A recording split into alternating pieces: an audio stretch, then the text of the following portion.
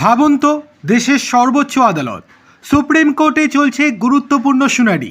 বিচারপতিরা এজলাসে বসে আছেন, চারিদিকে একেবারে নিস্তব্ধতা। ঠিক সেই সময় আচমকায় এক ব্যক্তি চিৎকার করে উঠলেন। কয়েক সেকেন্ডের মধ্যেই পরিস্থিতি এমন জায়গায় পৌঁছায় যা দেখে হতবাক হয়ে যান বিচারপতি থেকে আইনজীবী সকলেই। গালিগালাজ, চিৎকার, আর তারপর বিচারপতিদের দিকেই ছুড়ে দেয়া হলো মামলার কাগজ। কি এমন ঘটেছিল? কেন এতটা ক্ষিপ্ত হয়ে উঠলেন ওই ব্যক্তি? চলুন জেনে নেওয়া যাক। ঘটনাটি ঘটেছে সুপ্রিম কোর্টের মহামান্য বিচারপতি কেবি বিশ্বনাথন এবং বিচারপতি অলোক আরাদের বেঞ্চে। প্রবল প্রতাপ নামে এক ব্যক্তি এলাহাবাদ হাইকোর্টের একটি নির্দেশকে চ্যালেঞ্জ করে সুপ্রিম কোর্টে হাজির হন। তিনি আদালতকে জানান নিজের মামলাটি তিনি নিজেই লড়তে চান। বিচারপতিরা সেই অনুমতিও দেন। সব কিছু স্বাভাবিকভাবেই শুরু হয়েছিল, কিন্তু কয়েক মিনিটের মধ্যেই পরিস্থিতি সম্পূর্ণ বদলে যায়।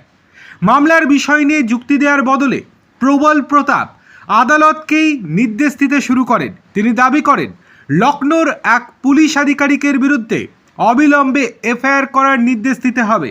শুধু দাবি নয়, তিনি এমন ভঙ্গিতে কথা বলছিলেন যেন আদালতকে তিনি নির্দেশ দিচ্ছেন।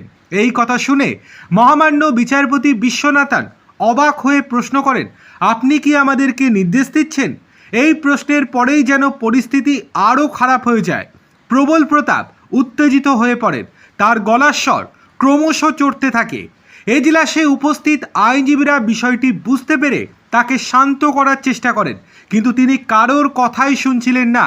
আর তারপর ঘটে যায় সেই ঘটনা যা এখন দেশ জুড়ে আলোচনার বিষয়। রাগের মাথায় তিনি চিৎকার করতে থাকেন। অভিযোগ, প্রধান বিচারপতিকেও লক্ষ্য করে আপত্তিকর মন্তব্য করেন। এরপর হাতে থাকা কাগজপত্র সোজা বিচারপতিদের দিকেই ছুড়ে দেন। এক মুহূর্তের জন্য যেন থমকে যায় গোটা আদালত কক্ষ। সবাই হতভম্ব।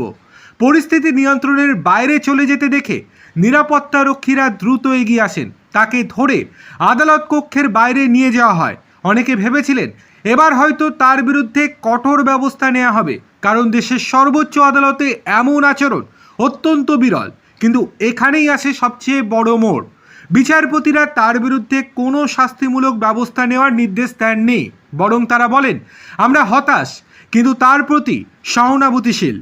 একই সঙ্গে আদালত জানিয়ে দেয় এলাহাবাদ হাইকোর্টের নির্দেশে হস্তক্ষেপ করার মতো কোনো কারণ তারা খুঁজে পায়নি। একদিকে আদালতের প্রতি এমন আচরণ, অন্যদিকে বিচারপতিদের সংযমী মনোভাব। এই ঘটনাকে ঘিরে এখন নানা মহলে শুরু হয়েছে তুমুল আলোচনা। কারোর মতে এমন আচরণের জন্য কঠোর শাস্তি হওয়া উচিত ছিল। আবার কেউ বলছেন বিচারপতিরা অসাধারণ ধৈর্য ও সহনশীলতার পরিচয় দিয়েছেন। আপনার কি মত? অবশ্যই কমেন্ট করে জানান।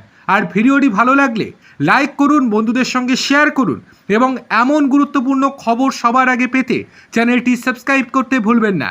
ধন্যবাদ।